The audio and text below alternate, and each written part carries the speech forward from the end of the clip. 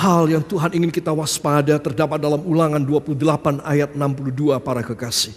Mari kita akan baca ayat ini. 1, 2. Daripada kamu hanya sedikit orang yang tertinggal. Padahal kamu dahulu seperti bintang-bintang di langit banyaknya. Karena engkau tidak mendengar suara Tuhan Allahmu. Amin. Oh, karena saya tidak mendengar suara Tuhan Allah saya, maka saya gugur dari bintang. Dan saya tidak menjadi bintang di langit lagi. Mungkin saya menjadi bintang laut deh. Ya, jatuh ke laut, dari langit jatuh ke laut. Ya, saudara, saya sudah bukan bintang-bintang lagi di angkasa. Saudara, dulu kamu begitu banyak, begitu brilian, begitu gemerlap, begitu mulia. Namun sayang, sekarang yang mulia tinggal sedikit. Banyak yang menjadi hina, gugur para bintang, jatuh. Saudara, kenapa Tuhan? Karena kamu tidak lagi mendengar suara Tuhan Allah. Coba, orang taat kepada Tuhan, dia itu dijagai, diproteksi, dibelain. Apapun, kau tetap ada di langit. Kau sebagai bintang. Tapi begitu saya dan Anda tidak menuruti firman, pure masuk dalam laut, jadi bintang laut. Berani sama bintang laut? Ya, nanti gatelan semua nanti. Para kekasih, seringkali saya dan Anda, kita pikir tidak mendengar firman Tuhan, melanggar firman, itu sepele. Iya, kalau belum dihukum. Itu sebab Anda dan saya kita harus tahu, Tuhan, apakah saya termasuk ini Tuhan? Apakah saya termasuk? Tuhan bilang, kau bisa periksa dirimu sendiri. Bagaimana kata hatimu selama ini? Kalau engkau yakin bahwa engkau tetap ada di langit sebagai bintang-bintang yang terhormat dan penuh dengan kemuliaan, kau harus jaga. Jangan sampai kau tidak mendengar lagi firman dan kau gugur. Begitu banyak yang gugur, dari jumlah yang banyak tinggal sedikit saja yang berkelip-kelip di langit.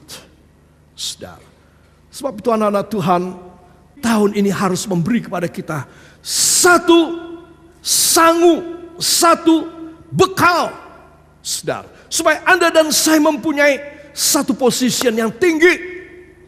We have to confirm ourselves to be one of so many stars in sky, so that you and I still be over there, and the glory of God still shining from our face, shining from our life.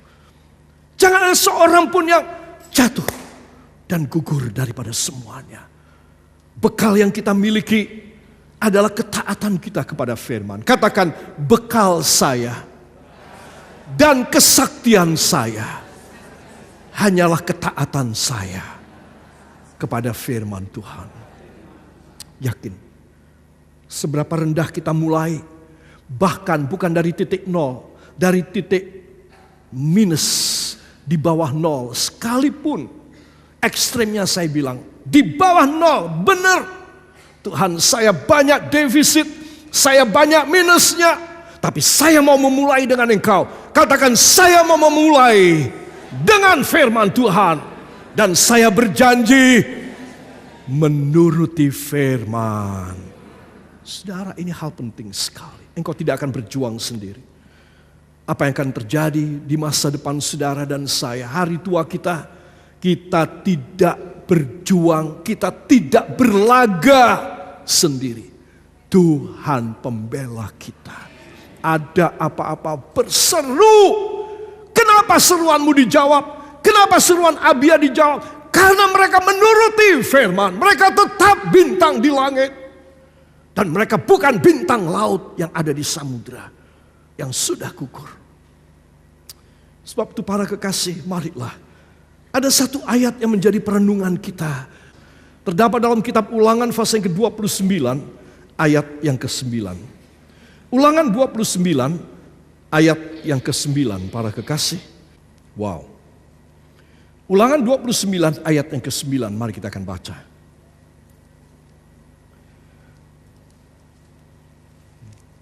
Satu, dua. Sebab itu, lakukanlah perkataan perjanjian ini dengan setia, supaya kamu beruntung dalam segala yang kamu lakukan. Amin. Coba, ini firman.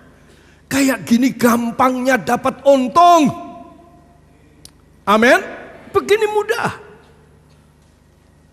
Wah, Tuhan, bener enggak ini Tuhan?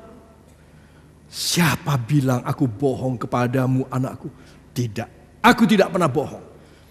Buat apa aku bohong pada yang lebih rendah? Rugi dong, habis integritasku. Kalau aku bohong pada yang lebih tinggi, ada yang lebih tinggi dari aku, mungkin aku bisa bohong demi keuntunganku. Tapi kepada kamu yang aku ciptakan, tidak ada artinya. Sungguh hina kalau aku berbohong. Kamu pegang aja anakku semua firman.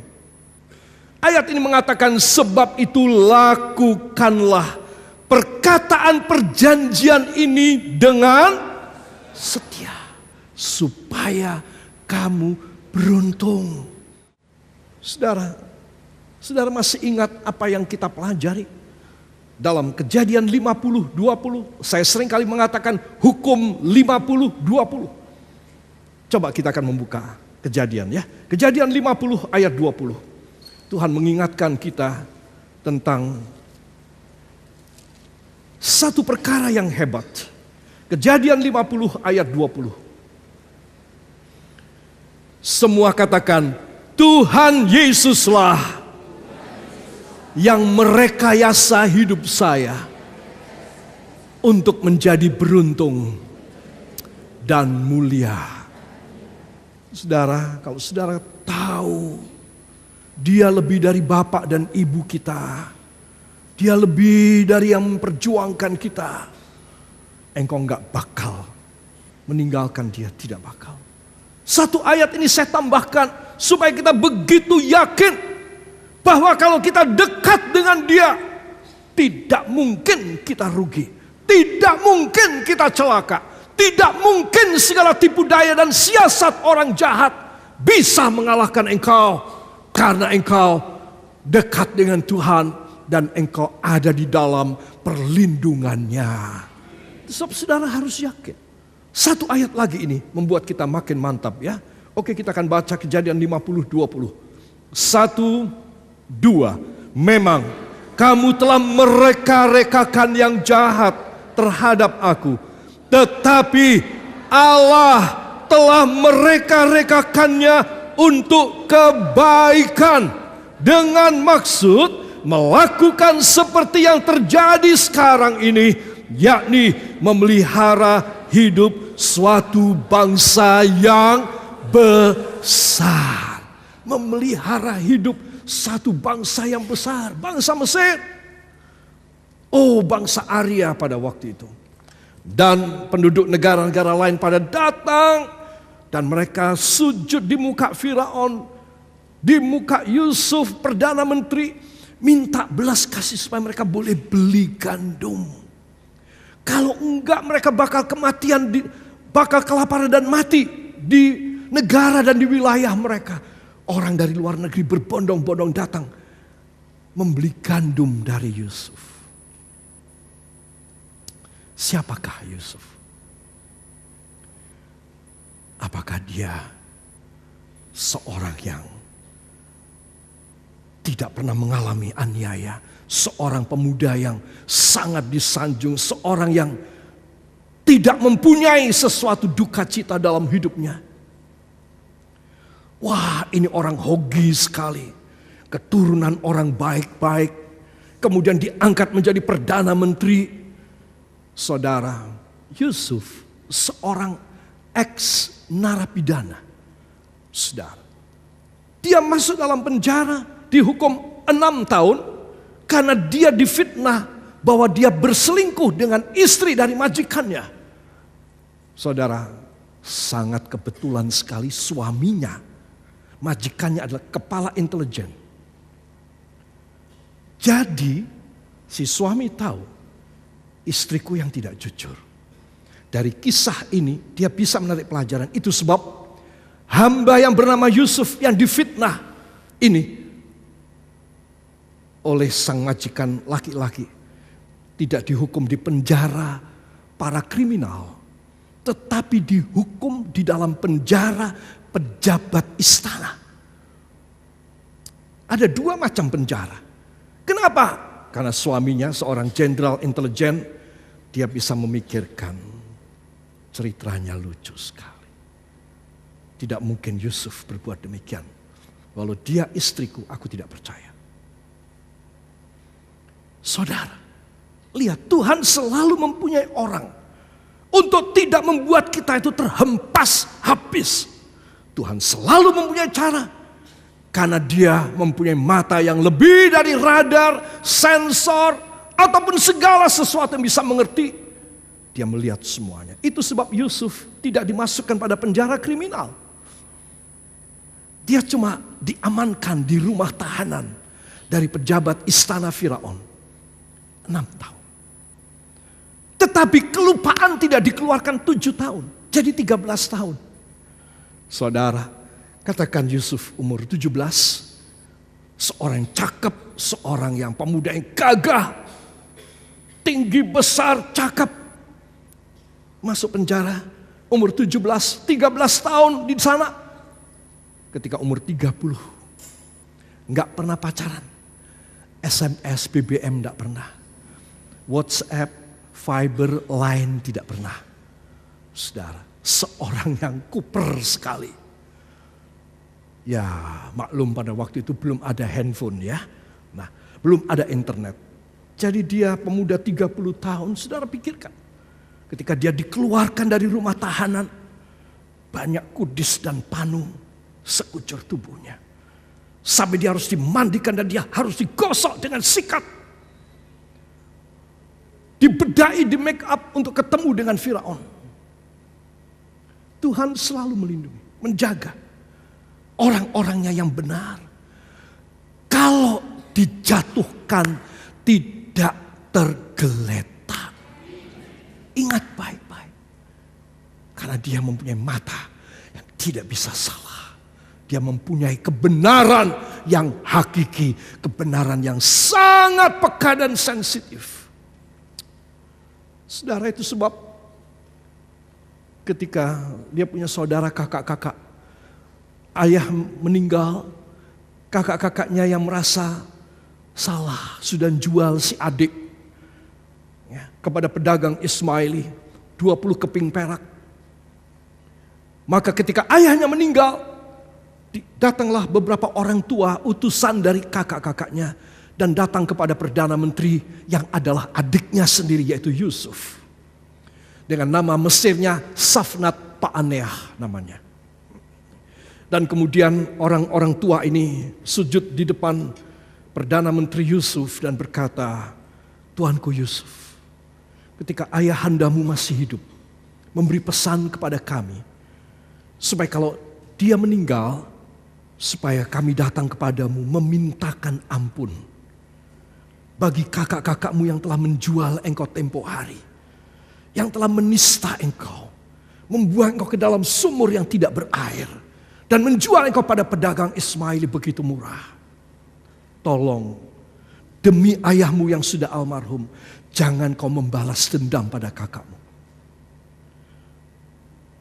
Yusuf terperangah dan dia menangis. Dia berkata, Om, aku tidak macam begitu. Aku bukan seorang pendendam. Apa yang kita baca tadi, memang kakak-kakakku mereka-rekakan yang jahat kepadaku. Tetapi Tuhan mereka-rekakan yang baik bagiku. Sudah tentu Om, rekayasa jahat kalah dengan rekayasa Allah yang baik. No problem. Kasih tahu pada kakak-kakakku bahwa aku adiknya. Aku tidak akan membalas dendam. Aku tetap menyayangi mereka. Aku akan memelihara mereka gratis. Selama mereka mau tinggal di sini, aku kasih hidup buat mereka. Anak keturunan pegawai mereka. Coba. Saudara, engkau mereka-rekakan yang jahat, tetapi Tuhan mereka-rekakan yang baik. Puas hati saya, lega hati saudara. Engkau tidak usah takut apapun yang terjadi. Di dalam dunia ini kejam. Orang bermuka manis di depan saudara. Dan dia memotong di dalam selimut kepada saudara. Sebab Anda dan saya, jangan kecil hati. Kalau engkau harus sengsara, terima aja. Tuhan terima kasih. Semua ada waktunya. No problem. Saya punya perjanjianmu yang kokoh dan kuat. Kalau mereka rekayasa jahat, engkau mengubah menjadi rekayasa baik. Yang percaya angkat tangan. Ucapkan terima kasih kepadanya. Terima kasih Tuhan. Hidup ini singkat. Tetapi kami tidak akan bisa dihancurkan oleh kejahatan dan kriminalitas. Kami adalah orang-orang yang kau proteksi. Dari depan, dari belakang. Kalau kami berteriak kepadamu, maka engkau akan turun tangan dan engkau membelain kami semuanya. Yang percaya katakan amin. Haleluya. Makanya jadi anak Tuhan jangan angin-anginan. Amin. Katakan pada samping, depan atau belakang. Makanya jadi anak Tuhan jangan angin-anginan. Karena Anda dan saya mempunyai Allah yang dahsyat. Dahsyat banget. Cilaka orang yang berani kepadanya. Sebab Anda dan saya harus sangat takut kepadanya. Tuhan, kelihatannya tidak ada yang menyokong, tidak ada yang mensupport saya, tidak ada yang melindungi saya, tidak ada yang membackup saya. Tapi perjanjianmu saya pegang sampai mati. Saudara bisa demikian. Engkau mempunyai integritas ilahi. Katakan integritas ilahi. Yang membuat saya bisa diberkati, bisa mulia seperti bintang di langit. Beri tepuk tangan yang baik buat dia. Wow. Saudara yang kekasih, kalau tadi kita agak minggir sedikit untuk melihat hidup Yusuf. Coba, orang ini kayak apa? Sampai Firaun memberikan anak gadis dari imam Dion, anak gadisnya, satu-satunya anak perempuan dari imam ini dikasihkan atas perintah Firaun, dikawinkan dengan Yusuf. Diberi kemuliaan, narapidana, 13 tahun dalam penjara. Tetapi karena dia tidak melakukan kejahatan. Dia orang benar walaupun dia capnya adalah narapidana. Perusak rumah tangga orang. Itu capnya Yusuf. Tetapi para kekasih, karena Tuhan melihat kebenaran. Apa yang terjadi? Wah, tambah bulan, tambah tahun. Yusuf tambah tidak karu-karuan mulianya. Asal ada orang datang kepada Firaun. Tuanku Baginda Firaun, tolong bantu kami. Beri makan kepada kami. Kenapa kamu datang ke sini? Datang kepada Yusuf. Yang punya gandum, yang punya harta bukan aku. Memang aku setingkat di atas Yusuf. Aku rajanya. Tetapi yang pegang semua bendahara. Pegang semua logistik makanan. Yusuf datang ke istana Yusuf. Coba. Firaun bilang, aku tidak tahu apa-apa. Semua yang ngatur Yusuf. Kamu minta sama Yusuf. Jangan minta sama aku. Aku tidak punya apa-apa. Yusuf yang punya segalanya. Coba. Seorang narapidana yang mendapat tuduhan sangat serius. Bukan main-main. Pancung kepala. Saudara, itu sebab Anda dan saya harus tahu. Semua yang takut kepada Tuhan pasti dimuliakan. Tidak usah khawatir. Pedih, sakit, tapi tidak apa-apa. Karena akan tiba waktunya, katakan akan tiba waktunya bagi saya bagaikan bintang di langit untuk selama-lamanya. Di dunia, di sorga. Beri kemuliaan yang baik bagi Dia. Haleluya. Hebat sekali. Kenapa saya tambah lama, tambah mengagumi firman? Kenapa? Saudara, karena ini kejadian. Karena ini begitu perfect, begitu bijak, begitu luar biasa. Engkau susah, saudara mau nangis, saudara mau patah semangat, saudara mau ngamuk, saudara mau nekat. Saya anjurkan, tolong berhenti sejenak, buka Alkitab, baca sebentar. Tuhan pasti menunjukkan kepada Anda ayat yang tepat, yang sangat tepat menjadi obatmu pada sikonmu pada saat itu. Begitu engkau membaca, engkau akan jatuh tersungkur dan menangis dan bertobat kepadanya. Adakah yang mustahil? Saya hidup cukup lama, 65 tahun. Dan saya tahu apa menjadi problema saya, apa menjadi problema dari jemaat ini. Saudara, begitu saya dengar, begitu saya kerasa, wah ini problem besar banget. Ini tidak main-main. Saya datang kepadanya. Saya mohon supaya dia menyelesaikan, supaya dia membelain, supaya dia menyatakan belas kasihan kepada orang-orang yang membutuhkan. Dan Tuhan tidak pernah salah. Tuhan tidak pernah tidak menjawab. Karena dia tahu kalau sampai aku tidak nolong anakku ini, si A, si B atau si X, dia bisa jalannya salah. Itu sebab saudara, bila ada apa-apa yang kurang menyenangkan, tolong sabar sebentar. Apa? Sabar. Tekun. Kau tidak akan pernah salah dan meleset. Kalau hamba taat sebentar dan sabar kepadamu Bapa, Engkau pasti menghujani hamba dengan hujan kebaikan dan keberuntungan buat hidup hamba. Banyak orang kecil hati ya saudara, kalau dia sakit tidak sembuh. Saya tahu itu sesuatu hal yang krusial. Dia bisa berpaling kepada Allah yang lain, pada kepercayaan yang lain. Kalau dia berat hidup ekonominya, ya saudara, dia tidak bisa memenuhi kebutuhan. Dia akan mudah tergiur untuk berbuat dosa jauh dari Tuhan dan lain sebagainya. Saudara, tetapi saya beritahu, jangan hidup manusiawi. Itu manusiawi, kita pasti kesedot, kita pasti ketarik. Dan kita akan merelakan iman kita.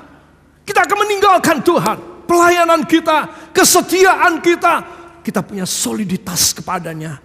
Kita bisa luntur dan lemes. Karena kita ada masalah besar. Saudara menghadapi demikian, engkau anak Tuhan yang baik. Engkau harus seperti Yusuf. Kau hanya berteriak kepadanya. Berseru dari penjaramu kepadanya. Dia sempat berpesan kepada itu pejabat pembuat minuman, bartender Firaun. Aku sudah menerjemahkan dan mengartikan mimpimu ya.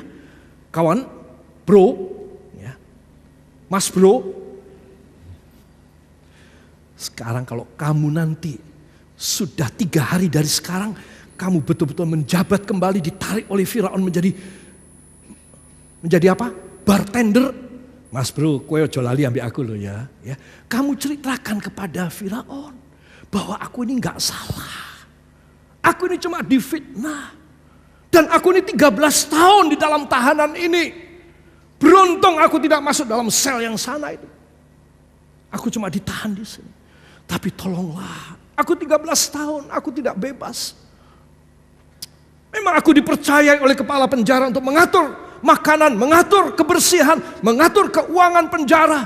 Tuh lihat, orang itu kalau jujur, Jatuh kayak apapun tetap dipercaya. Katakan amin. Makanya jadi orang harus bisa jujur, bisa dipercaya kepada Tuhan, pada orang lain. Jangan makan orang punya uang. Jangan saudara terpengaruh dengan ini itu segala macam. Engkau mulai tidak jujur, Tuhan meninggalkan engkau. Saudara, kalau saudara bisa pegang kejujuran, karena saudara takut, bukan karena saudara orang baik, nggak ada orang baik di dunia, nggak ada. Tapi karena engkau takut kepada Tuhan, maka seperti Yusuf, apa yang terjadi? Di penjara, di tahanan pun dia menjadi orang kepercayaan. Ya saudara, semua orang bingung dan pusing memikirkan satu orang yang bernama Yusuf ini. Dia sudah pesan sama temannya, Mas bro, nanti kalau kamu keluar dari sini cerita ya sama Baginda. Ya siapa tahu aku sudah capek 13 tahun di sini. Ya, aku tuh kepengen pacaran gak bisa. Ya, aku tuh kepengen jalan-jalan ke mall, gak ada mall di sini. Mas bro ojo lali. Benar, 3 hari kemudian ini si Mas bro lepas saudara. Diangkat kembali menjadi bartender raja, membuat koktail, minuman raja, jamu-jamu racian segala macam. Memang dia ahlinya. Saking senengnya lali babar belas kepada temannya yang telah memberikan arti mimpi, yaitu Yusuf. Yusuf cuma, aku berbuat baik. Aku tidak dihargai. Tidak apa-apa. Aku tetap menanti Tuhan punya kerja. Para kekasih, sabar. Kalau engkau tidak sabar, semua berantakan. Karena doa kita belum dikabulkan. Padahal doa kita bagus, mulia, suci, kudus. Tetapi kenapa Tuhan tidak kasih? Kau harus bawa dirimu dan hatimu terbuka kepada Bapa. Hamba tidak tahu rahasiamu. Hamba tidak tahu misteri kenapa hamba tidak kau jawab. Tetapi hamba mau sabar, hamba mau tekun, hamba mau tetap tidak meninggalkan engkau. Hamba percaya pada waktunya engkau memberkati hamba luar biasa dalam hidupku. Jatuh hatinya plek pada saudara. Malam ini, ayo, tunjukkan integritasmu kepadanya. Bahwa engkau seorang yang rendah hati. Seorang yang tidak gerusa-gerusu dan tergesa. Seorang yang mau bertahan dalam kebenaran. Seorang yang mau berteriak, berseru kepadanya. Bukan lain action kau lakukan. Kecuali engkau cuma mau berseru kepadanya. Semua seruanmu pasti terjawab. Dan tidak ada yang mustahil.